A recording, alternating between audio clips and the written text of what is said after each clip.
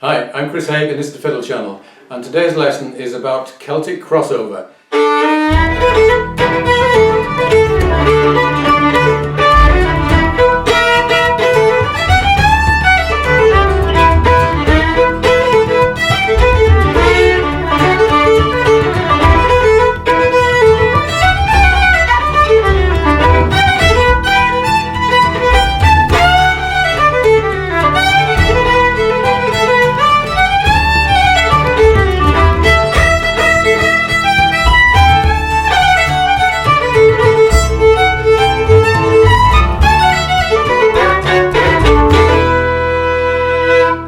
Now you might be asking, what the hell is Celtic crossover and why do we have to listen to this?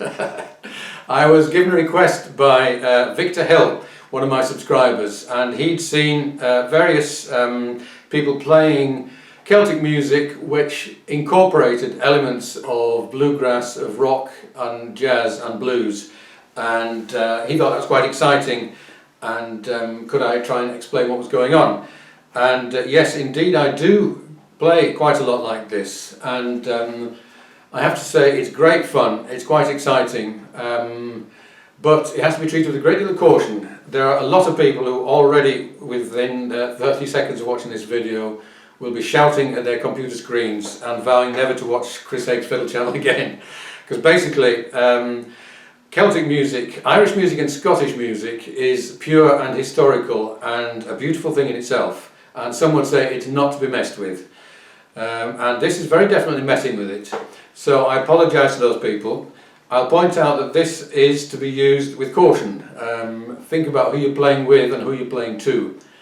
If you're playing in a pub with a group of mates and maybe the audience is getting into it but they're not real tradies, then this might be great. If you try doing this at a session where people are trying to play the music properly, then you'll get into big trouble. You might say that me doing a workshop on this kind of music is a bit like going to schools and teaching kids how to do roll-ups.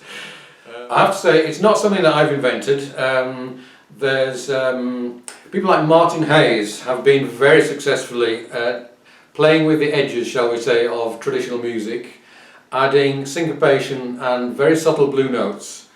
Actually, McIsaac is a much more adventurous player who basically does what he wants with the music very successfully.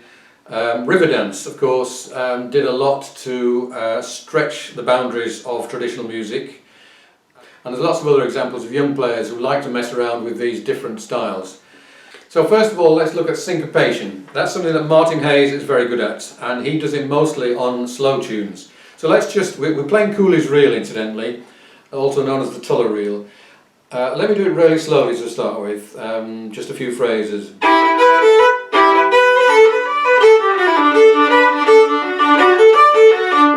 So if you wanted to add some syncopation,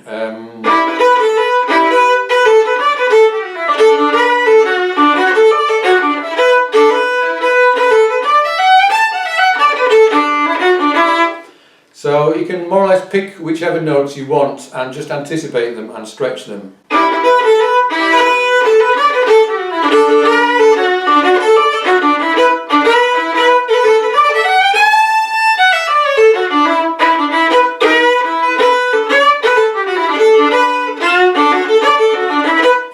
And I was also bringing in the flattened fifth of E minor.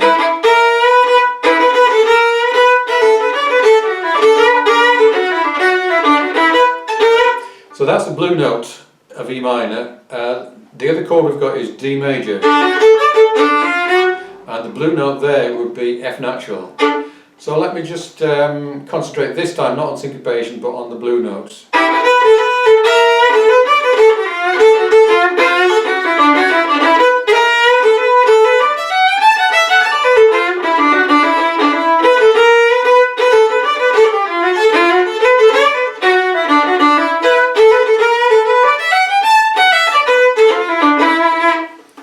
So obviously you have to know those scales, you have to know the blues scales in order to be able to slip that in neatly. And notice that I'm not wandering far away from the melody, I'm just altering a few phrases or a few notes at a time. And before you start trying to do a proper solo, over a traditional chord sequence, you should definitely try and incorporate your little bits of ideas into the melody itself. Open string drones is something you borrow from country or bluegrass.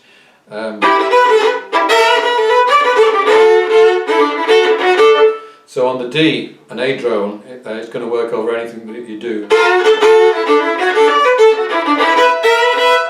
And you put an E above your notes on the E minor.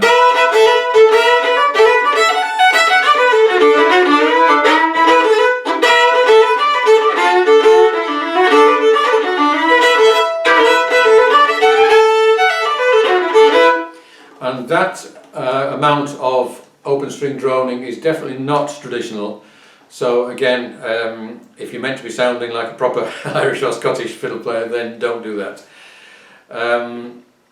The double shuffle is a great effect. I did recently a video all about the double shuffle, so if you don't know what I'm talking about, check that one out.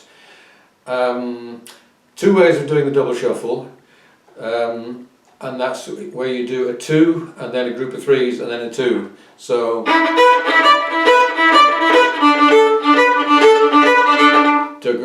so you do, and then you do 1, 2, 3, 4 3s and then a 2.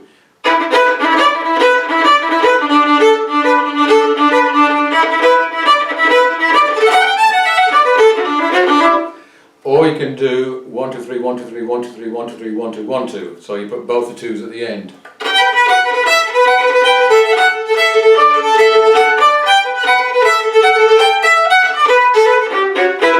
Let me take it up to speed and I'll show you, I think, all of those ideas.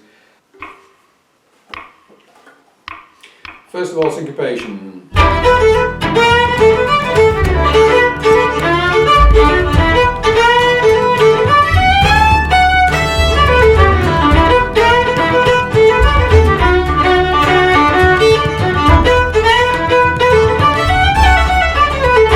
Now the blue notes.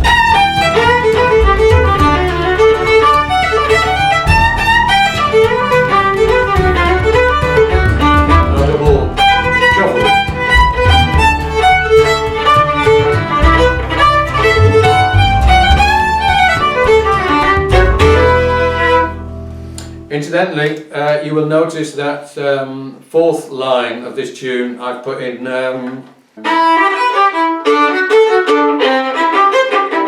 a C chord, which is a kind of a very 70s retro folk rock idea, but quite effective if you want to give yourself a bit more of a non-traditional feel, and good for soloing.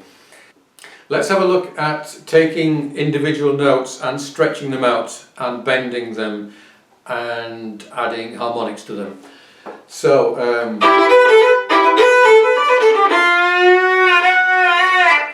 I'm taking one note, the F sharp, I'm bending it and I'm doing a false harmonic. Basically I'm lifting the pressure right off here.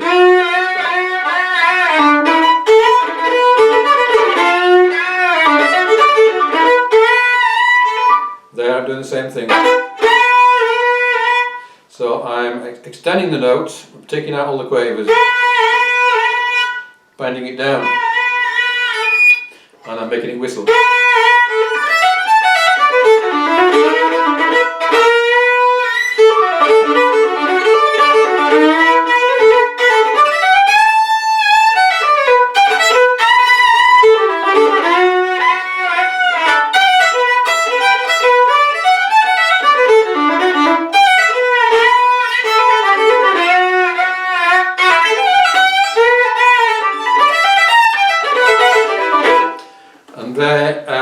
For a carefully measured 4 bars, I was actually improvising.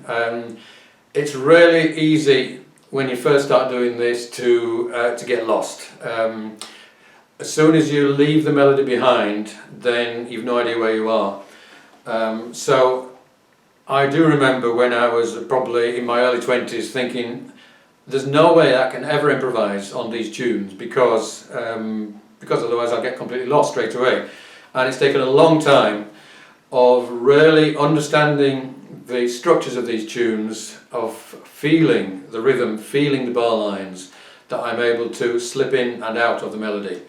But I do understand that it's not something that you can do straight away. And ideally, you want to be able to slip in and out at any point of the melody for as long as you like, and always know where you are. Because if you're playing with a band, the band are not really very interested in what you're doing. All they want to know is that they're playing in the right place. And if you're wandering off and you've counted 5 bars of E minor instead of 4 bars or something, then there's going to be big trouble and it's going to be your fault. So do always pay attention to what's going on. So I'm going to finish off with a couple of times round where I dip in and out of the melody, doing a bit more soloing towards the end. I hope you enjoyed this. I hope you don't hate me too much for doing it, and I'll see you again soon.